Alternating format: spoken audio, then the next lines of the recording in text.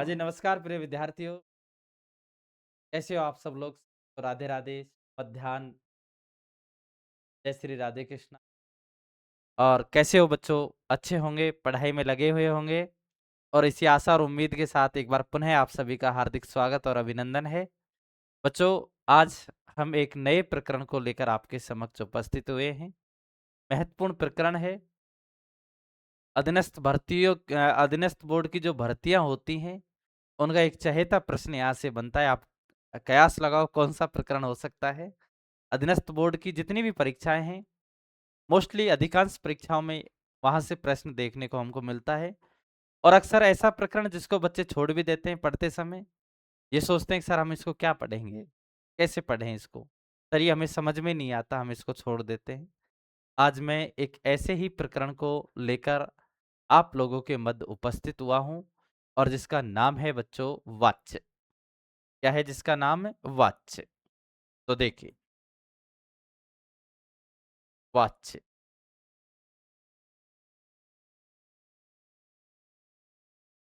वाच्य, वाच्य।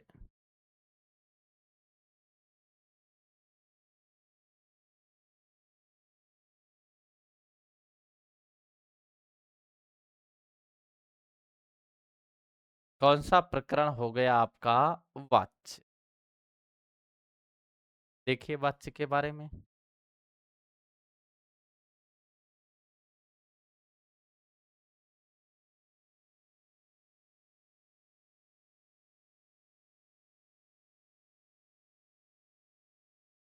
बच्चों आज हम इस वाच्य प्रकरण को लेकर आपके समक्ष चर्चा परिचर्चा करने वाले हैं। हम जानेंगे कि सर इस वाच्य से किस प्रकार के प्रश्न हमसे पूछे जाते हैं, किन किन प्रश्नों का आपसे समावेश इस वाच्य के अंतर्गत किया जाता है, वाच्य का अर्थ क्या होता है, वाच्य कहते किसे हैं। तो तमाम बातों के ऊपर मैं चर्चा परिचर्चा करने वाला हूं। तो एक बार सभी बच्चे हेडिंग लगाएं वाच्य और तैयार हो जाएं वाच्य पढ़ने के लिए।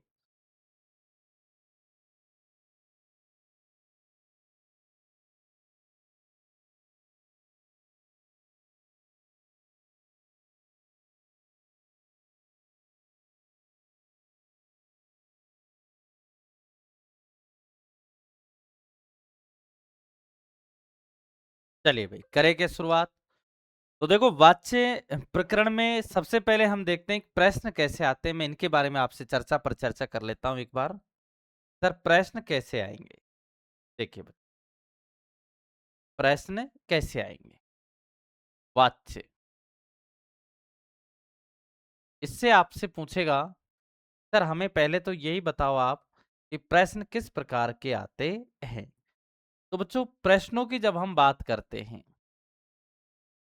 तो सबसे पहले आपसे कोई भी वाक्य देगा। वाक्य में कौन सा वाच्य है, कौन सा वाच्य है, ये पूछ। या आपसे वाच्य रूपांतरण से पूछता है। वाच्य रूपांतरण से यानी कि कर्तृवाच्य को कर्मवाच्य में, कर्मवाच्य को कर्तृवाच्य में। या आपसे वो प्रश्न पूछता है बच्चों, इनकी जो विशेषताएं हैं,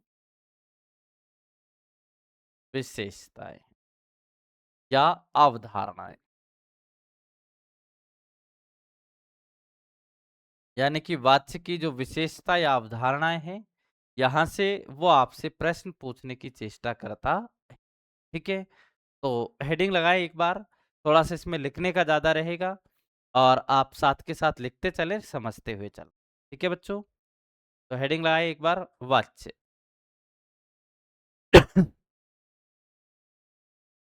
चलिए, वाच्य,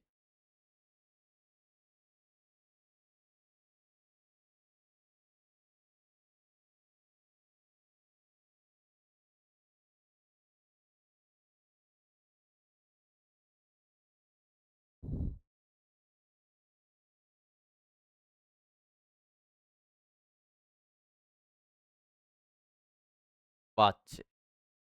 बच्चों ध्यान दो इसमें, कि वाच्य जो शब्द है इसमें वच धातु होती और ये प्रत्यय होता। वाच्य में धातु कौन सी है? वच। और प्रत्यय कौन सा है? ये। हेलो।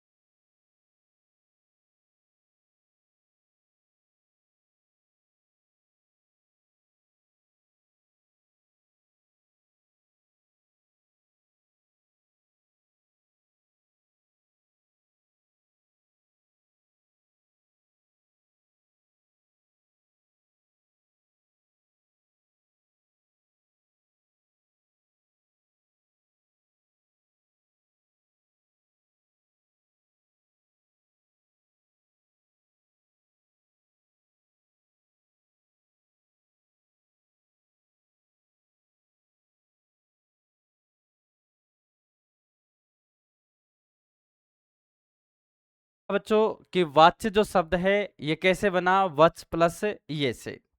आपको ध्यान रखना है कि सर इसमें वच क्या होती है? धातु। वच क्या है? धातु। धातु। और वच का जो अर्थ होता है वो होता है कहना। वच का अर्थ क्या होता है? कहना। और इसमें ये क्या है? तो आपने कहा सर ये इसमें क्या है? प्रत्यय। प्रत्यय। ये क्या है? प्रत्यय। और आप जानते हो कि प्रत्ययों का कोई अर्थ नहीं होता है। आप जानते हो कि प्रत्ययों का कोई अर्थ नहीं होता है। अर्थात वाच्य शब्द में धातु तो कौन सी है? वच। और प्रत्यय कौन सा है आपका? ये। अब ध्यान दो, यहां से आपका शब्द क्या बन जाता है? वाच्य। क्या बन जाता है? वाच्य। कौन सा शब्द बना बच्चों आपका? वाच्य। अब वच धातु है, ये प्रत्यय है, वच का अर्थ कहना, तो वाच्य का आपसे शाब्दिक अर्थ पूछता है। प्रश्न क्या आएगा कि वाच्य का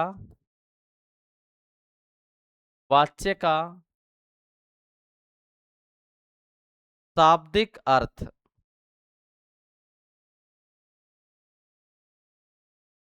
क्या होता है?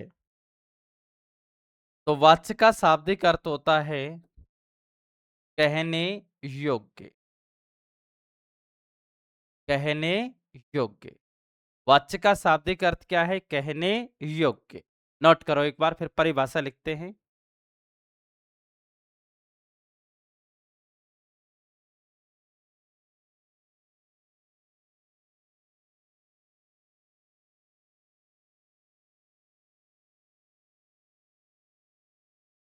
देखो परिभाषा लिखना, इधर ही लिख लो।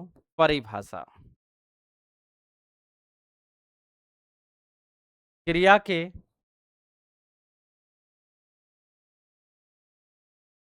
क्रिया के जिस रूप से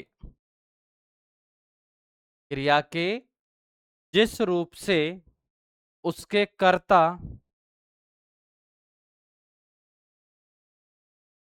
उसके कर्ता कर्म या भाव। क्रिया के जिस रूप से उसके कर्ता कर्म या भाव के होने का बोध होता है।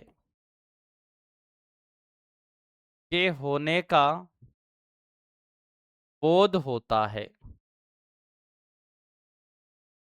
बोध होता है। तो उसे तो उसे वाच्य कहा जाता है।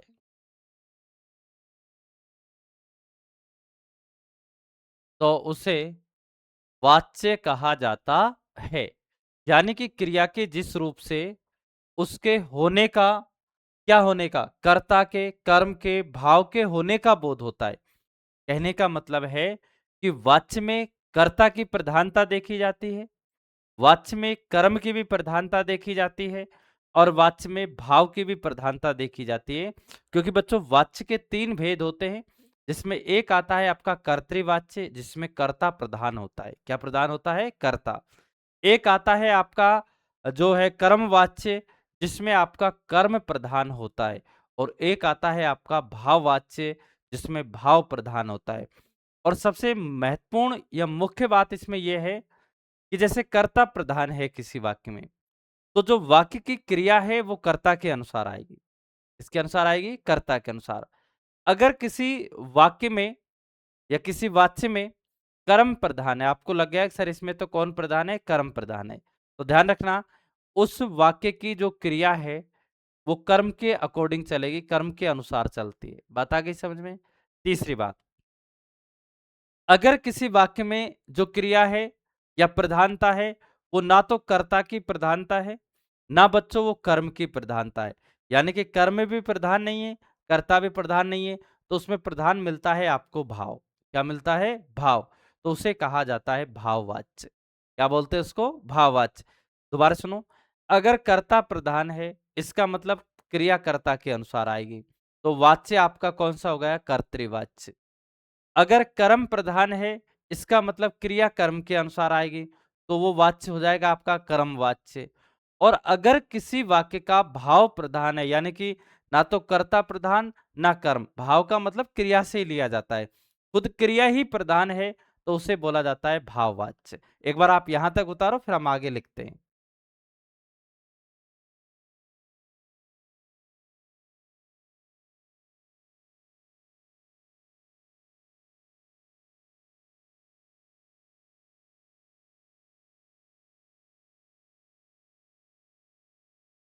जैसे उदाहरण देखना बच्चों, मैंने कहा आपसे जैसे, जैसे, और जैसे में हमने लिखा राम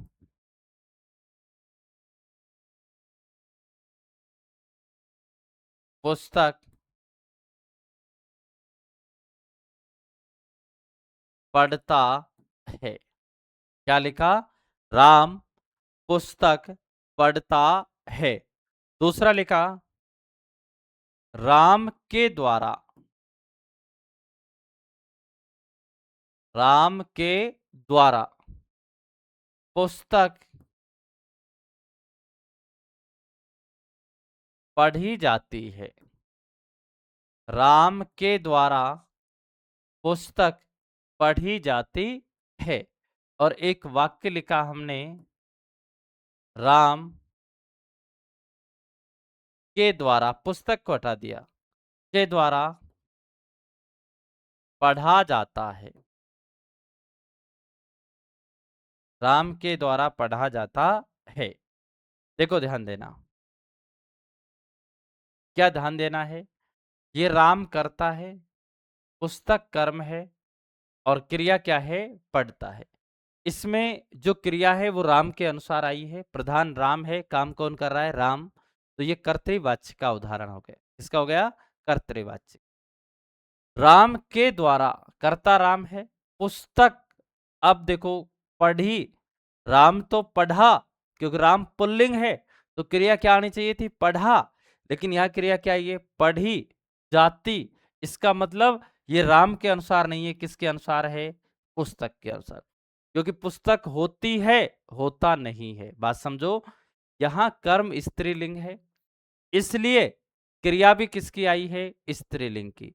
पहले वाक्य में क्रिया कर्ता के अनुसार थी और कर्ता इसमें क्या था बच्चों? कर्ता इसमें पुल्लिंग था, तो क्रिया भी आपकी किसकी आ गई? पुल्लिंग की। अब इस वाक्य में क्रिया जो है वो कर्म के अनुसार बदली है, इस कारण इसे कर्तृवाच्य कहा जाएगा, सॉरी कर्मवाच्य कहा जाएगा। कौन सा हो गया ये? कर्मवाच्य का उदाहरण हो जाता है। ये कर्तृवाच्य है, ये आपका कर्मवाच्य। भाव जो वाच्य होता है, इसमें कर्म होता ही नहीं है। भाव वाच्य में कर्म होता ही नहीं, यानी कि ये अकर्मक क्रियाओं का बनाया जाता है। अकर्मक क्रियाओं का बनाया जाता है, इसमें कर्म का क्या रहता है? अभाव। अब देखो, यहां जो क्रिया है ये भाव के अनुसार है, श्री राम के द्वारा पढ़ा जाता है, तो ये किस में आ जाएगा? भाववाच्य। बात समझ गए? तो ये तीन भेदों के तीन उदाहरण हैं, ये कर्तृवाच्य, ये कर्मवाच्य और ये आपका भाववाच्य। नोट करो एक बार तीनों को, फिर आगे लिखते हैं।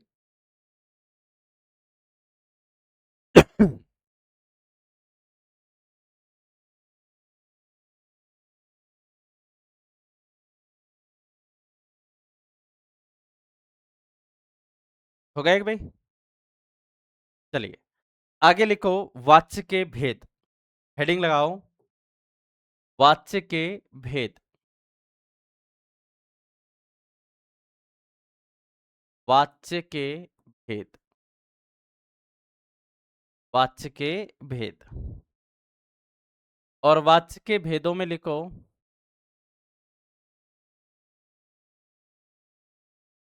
वाच्य के भेदों में लिखो कि वाच्य के तीन भेद होते हैं। देखो, वाच्य के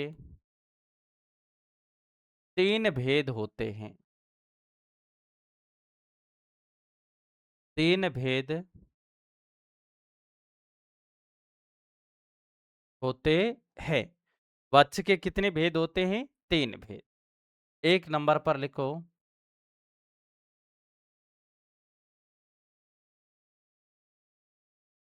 कर्तृवाच्य,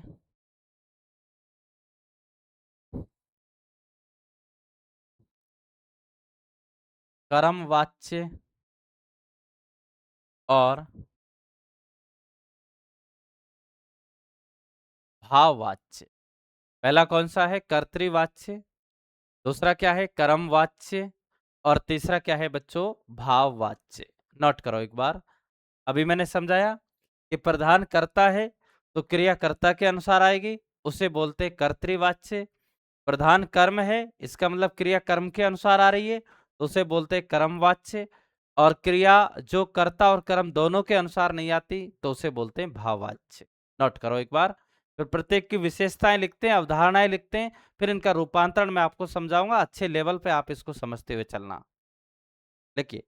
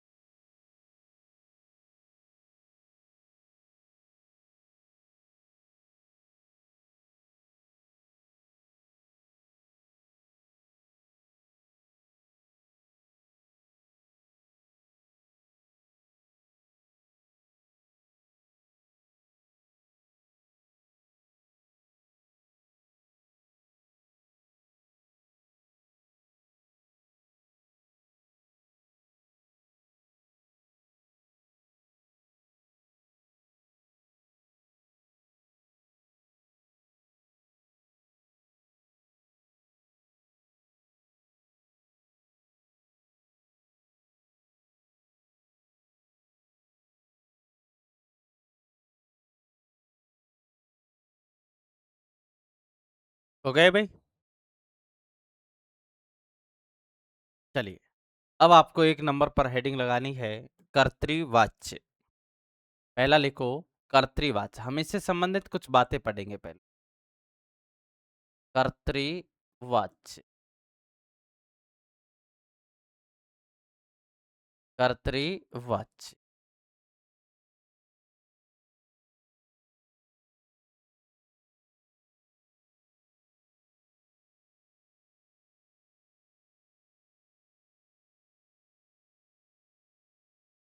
कर्तृवाच्य। इससे संबंधित आपको चार पांच बातें याद रखनी है पहले।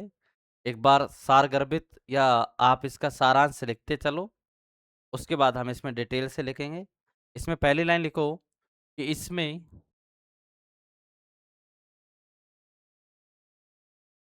कर्ता प्रधान होता है। एक बात, ये सारे आपके कथन कारक में आ जाते हैं। इसमें कर्ता प्रधान होता है, कर्ता क्या रहेगा इसमें? प्रधान। प्रधान है तो क्रिया किसके अनुसार बनेगी? कर्ता के अनुसार। तो लिखो वाक्य की क्रिया, वाक्य की क्रिया कर्ता के अनुसार बदलती है।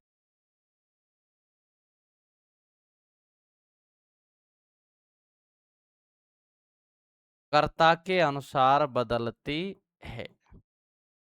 वाक्य की क्रिया कर्ता के अनुसार बदलती है। वाक्य की क्रिया किसके अनुसार बदली? कर्ता के अनुसार। आगे लिखो वाक्य की क्रिया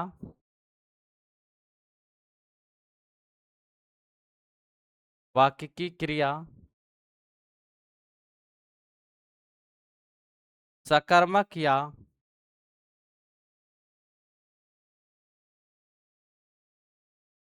अकर्मक हो सकती।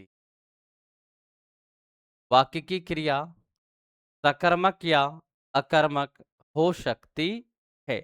वाक्य क्रिया सकर्मक या अकर्मक हो सकती है।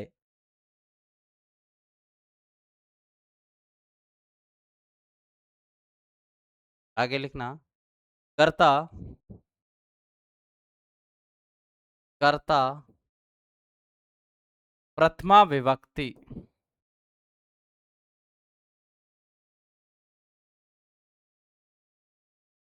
प्रथमा विभक्ति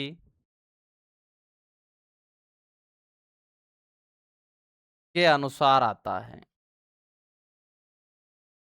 प्रथमा विभक्ति के अनुसार आता है। कर्ता किसमें आता है? प्रथमा विभक्ति के अनुसार।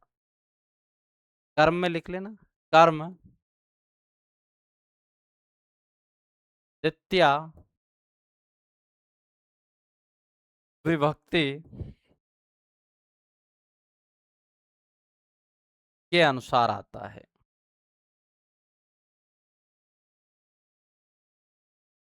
के अनुसार आता है। द्वितीय विभक्ति के अनुसार आता है। क्रिया, अब बताओ क्रिया। क्रिया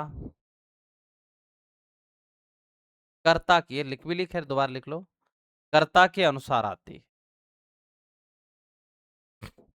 कर्ता के अनुसार आती। नोट करो नोट कीजिए एक बार।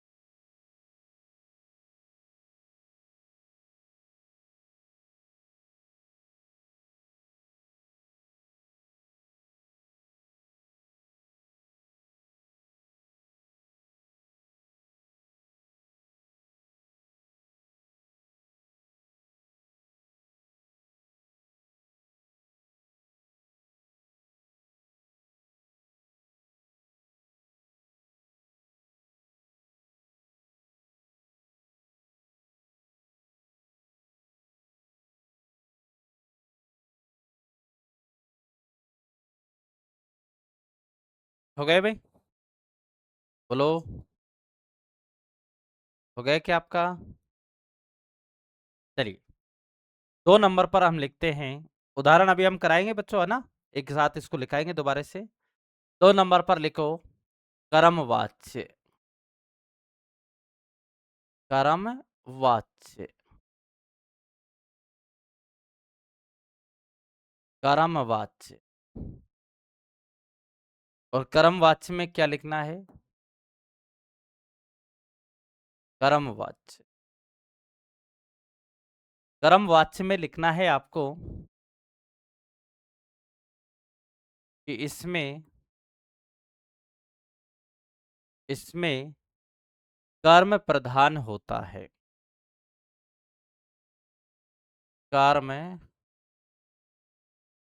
प्रधान होता है। इसमें कर्म प्रधान होता है। क्या प्रधान है इसमें? कर्म। वाक्य की क्रिया, वाक्य की क्रिया कर्म के अनुसार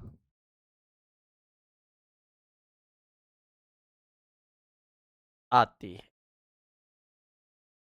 वाक्य की क्रिया कर्म के अनुसार आती है।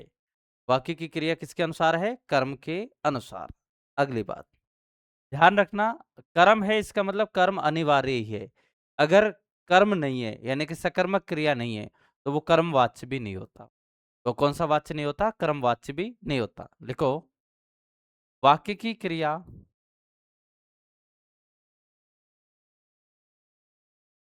वाक्य की क्रिया सदैव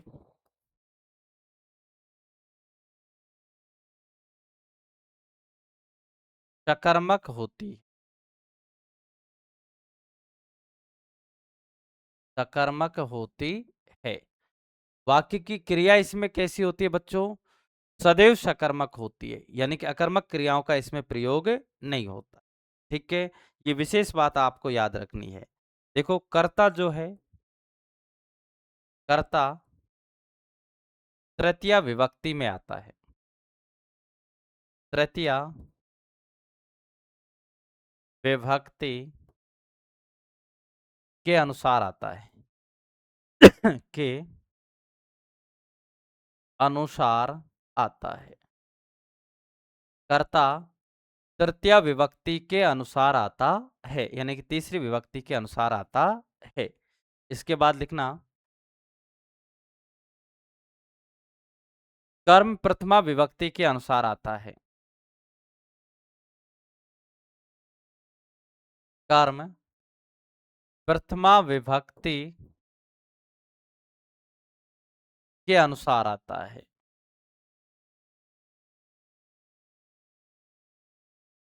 के अनुसार आता है। कर्म प्रथमा विभक्ति के अनुसार आता है। कर्म किसके अनुसार आता है? प्रथमा विभक्ति के अनुसार। और जो इसकी क्रिया है, वाक्य की क्रिया या क्रिया, वाक्य की क्रिया, क्रिया कर्म के अनुसार आती है। कर्म के अनुसार, कर्म के अनुसार आती है। तो बच्चों क्या क्या बातें याद रखनी है, सुनो। इसमें कर्म क्या होता है? प्रधान। वाक्य की क्रिया किसके अनुसार? कर्म के अनुसार। वाक्य की क्रिया सदैव कैसी होती है? सकर्मक। कर्ता कारक कौन सी विभक्ति? तृतीया विभक्ति। कर्म कारक प्रथमा विभक्ति और क्रिया वही कर्म के अनुसार। नोट करो एक बार, लिखते चलो इनको व्यवस्थित तरीके से।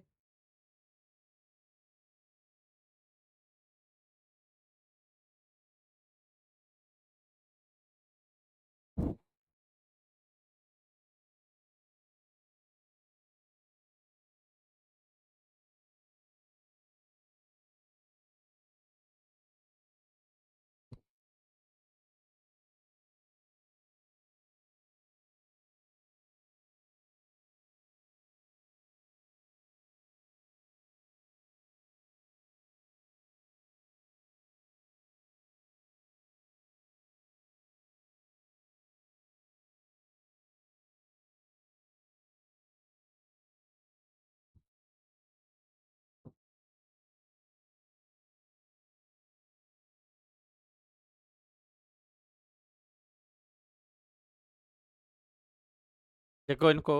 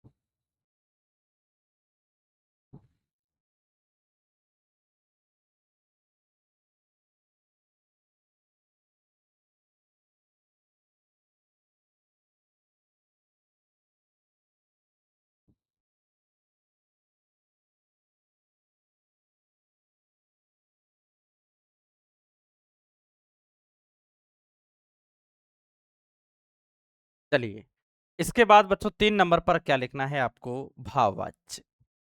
3 पर क्या लिखना है? भाववाच्य। भाववाच्य।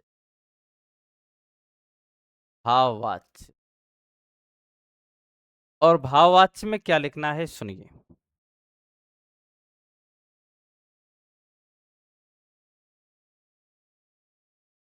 भाववाच्य। 3 नंबर पे क्या है? भाववाच्य। लिखो इसमें। इसमें भाव और भाव का अर्थ होता है क्रिया। भाव का मतलब क्या है? क्रिया। इसमें भाव प्रधान होता है।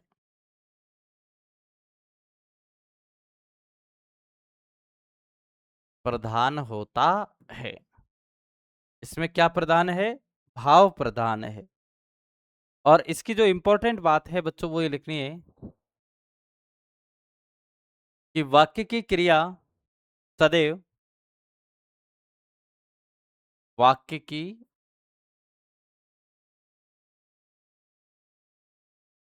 क्रिया सदैव सदैव वाक्य की क्रिया सदैव अन्य पुरुष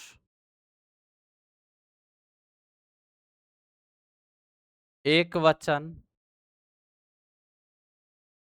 अन्य पुरुष एक वचन एवं अन्य पुरुष एक वचन एवं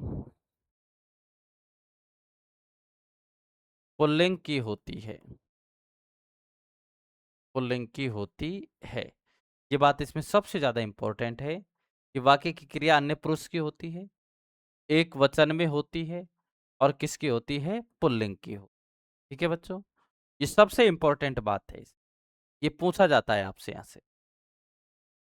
एक बात और अगली लिखो। वाक्य की क्रिया वाक्य की क्रिया अकर्मक होती है। कर्म नहीं होता, अकर्मक होती। वाक्य की क्रिया अकर्मक होती है। वाक्य की क्रिया कैसी है बच्चों? इसमें अकर्मक। बात आ रही समझ में? आगे लिखना। कर्ता कर्ता तृतीय विभक्ति तृतीया विभक्ति तृतीया विभक्ति कर्ता तृतीया विभक्ति के अनुसार आता है। के अनुसार आता है। कर्ता तृतीया विभक्ति के अनुसार आता है। एक बात और लिखना इसमें। क्रिया न तो कर्ता के अनुसार आती है चलो अगली लाइन से अगली स्लाइड पे लिखेंगे, एक बार आप इसको यहाँ तक लिख लो। जगह कम है, अगले आगे लिखते हैं इसको ना, यहाँ तक नोट करो एक बार।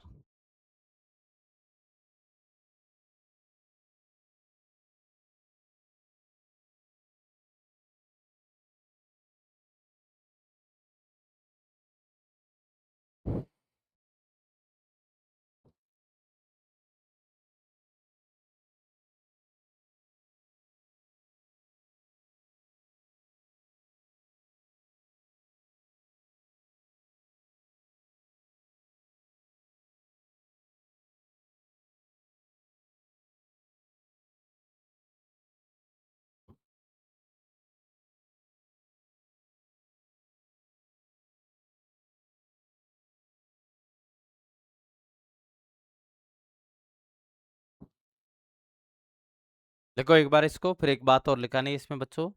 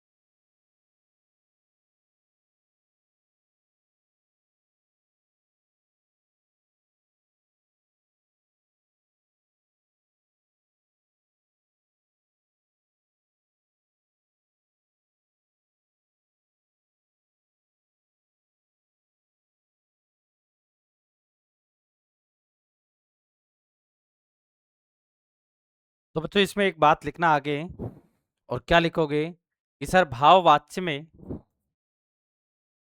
भाववाच्य में क्रिया क्रिया न तो न तो कर्ता के अनुसार आती है,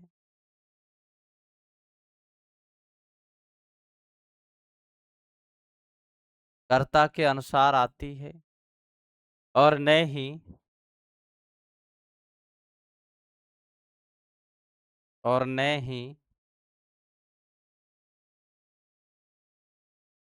कर्म के अनुसार आती है, कर्म के अनुसार आती है।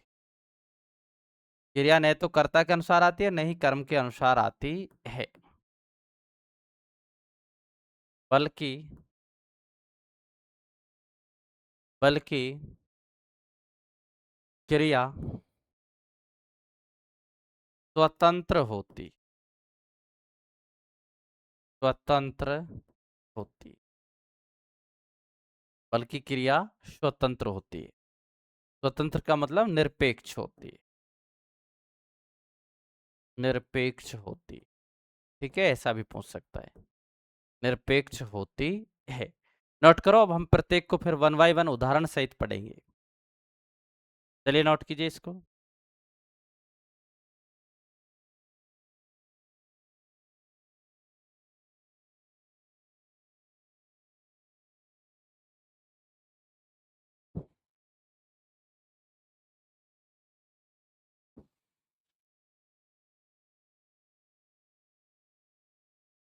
हो गए भाई?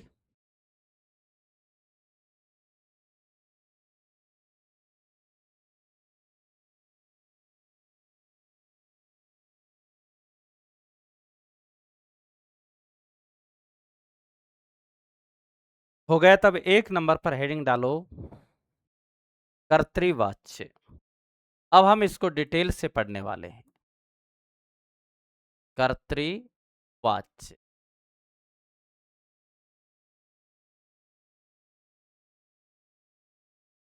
कर्तृवाच्य। ठीक है भाई? अब हम इसको पूरे डिटेल से पढ़ने वाले हैं। कर्तृवाच्य। देखो, कर्तृवाच्य से क्या तात्पर्य रहने वाला है? सबसे पहले इसकी परिभाषा की बात करते हैं। इसकी बात करेंगे परिभाषा की। तो लिखो, जिस वाक्य में जिस वाक्य में जिस वाक्य में कर्ता प्रधान हो, कर्ता प्रधान हो तथा कर्म गौण हो। जिस वाक्य में कर्ता प्रधान हो तथा कर्म गौण हो, कर्ता प्रधान हो तथा कर्म गौण हो, एवं एवं क्रिया के लिंग वचन एवं पुरुष, लिंग वचन एवं पुरुष कर्ता के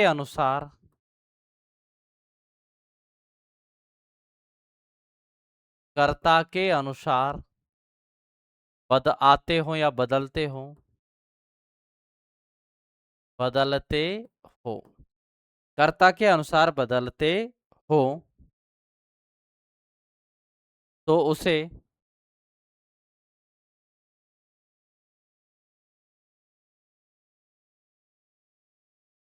कर्तृवाच्य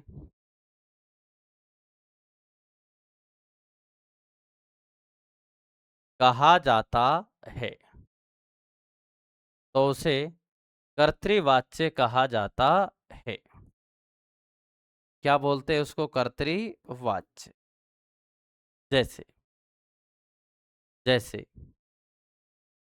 बालक पुस्तक पढ़ता है, बालक पुस्तक पढ़ता है, बालक पुस्तक पढ़ता है। बच्चों, एक तो इसमें बालक को लेकर हम बात करेंगे, एक हम पुस्तक को लेकर बात करेंगे, एक हम पढ़ता है को लेकर बात करेंगे। देखो, बालक जो है ये एक वचन का है, पुल्लिंग एक वचन। बालक आपका इसमें कर्ता है और ये किस में है बच्चों? ये पुल्लिंग एक वचन, पुल्लिंग एक वचन। बालक किस में है आपका? यहाँ पुल्लिंग एक वचन में।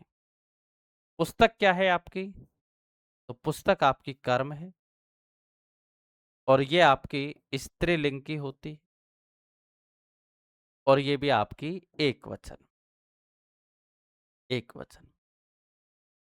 क्रिया की बात करते हैं तो ये आपकी क्रिया है, पढ़ता, और क्रिया इसमें पुल्लिंग की है, पुल्लिंग की है, और क्रिया आपकी एक वचन, एक वचन। आपको यहां नोटिस करना है कि इस वाक्य में ये जो क्रिया आई है, ये क्रिया, ये बताओ कर्ता के अनुसार बदली है या कर्म के अनुसार? यहां पर कर्ता पुल्लिंग है तो क्रिया भी किसकी आ गई? पुल्लिंग की। यहां कर्म स्त्रीलिंग है लेकिन क्रिया पुल्लिंग की, अर्थात क्रिया आपकी किसके अनुसार बदली? कर्ता के अनुसार। अगर कर्म के अनुसार बदलती, आप कहो गुरु जी कर्म के अनुसार बदलती तो कैसे लिखते? तो बच्चों हम इसके लिखते कि बालक पुस्तक पढ़ती है, बालक पुस्तक पढ़ती है। ऐसा तो नहीं लिखा, क्योंकि पुस्तक होती है और बालक होता है। होता है इसका मतलब पुल्लिंग और होती है इसका मतलब स्त्रीलिंग। अब ये जो क्रिया आई है ये बालक के अनुसार आई है क्योंकि पढ़ता है, ता है। अगर ती है होती तो पुस्तक के अनुसार। जब क्रिया कर्ता के अनुसार बदलती है तो उसे कहा जाता है कर्तृवाच्य। क्या बोलते हैं? कर्तृवाच्य। एक बार नोट करो, फिर मैं अगला उदाहरण समझाता हूं एक बार।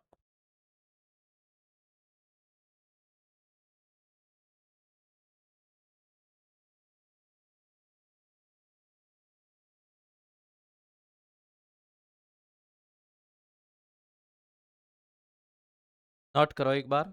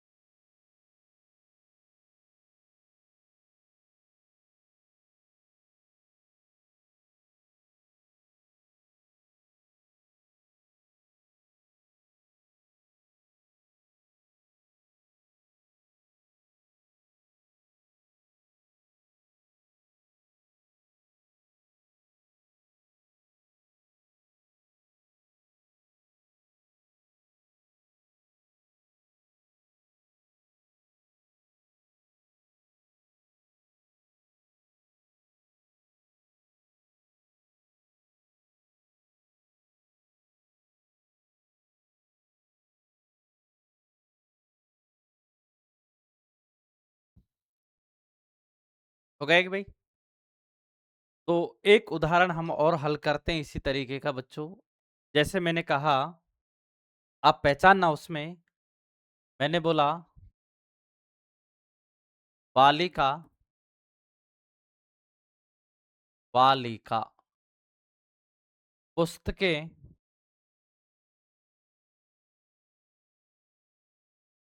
पुस्तकें पढ़ती है, पढ़ती है।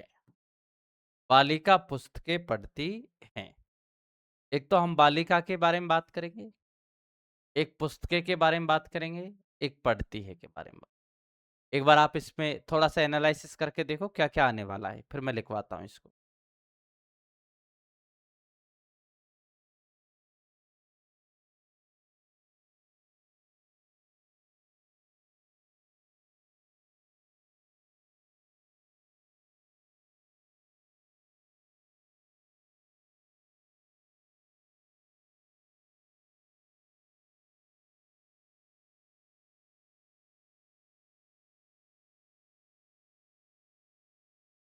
बच्चों हम इसमें बात करें तो आपको इसको देखकर लगा होगा कि सर ये इसमें बालिका करता है।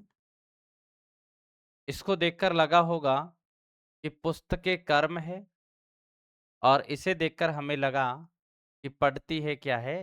क्रिया। अब हम इसके वचन पुरुष देखते हैं। देखो लिंग वचन देख, ये बालिका जो है ये स्त्रीलिंग है, स्त्रीलिंग, और एक वचन है, एक वचन, स्त्रीलिंग है। और कैसी है आपकी? एक वचन, स्त्रीलिंग एक वचन। इधर पुस्तकें, ये आपकी स्त्रीलिंग है,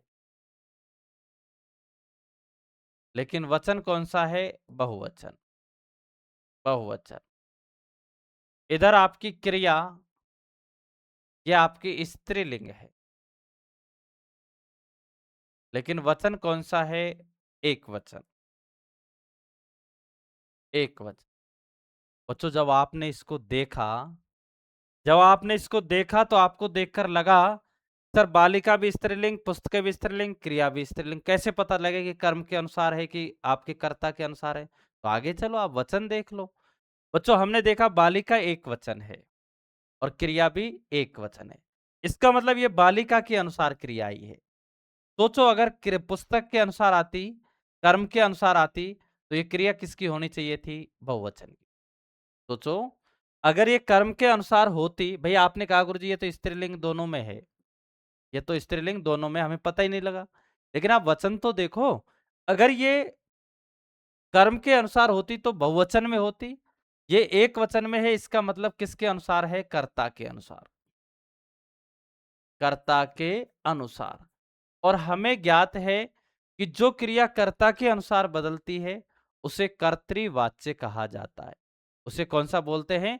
कर्तृवाच्य। तो ये उदाहरण किसका हो गया आपका? कर्तृवाच्य। कर्तृवाच्य का। किसका उदाहरण हो गया ये? कर्तृवाच्य का। बोलो, नोट करो एक बार यहां तक।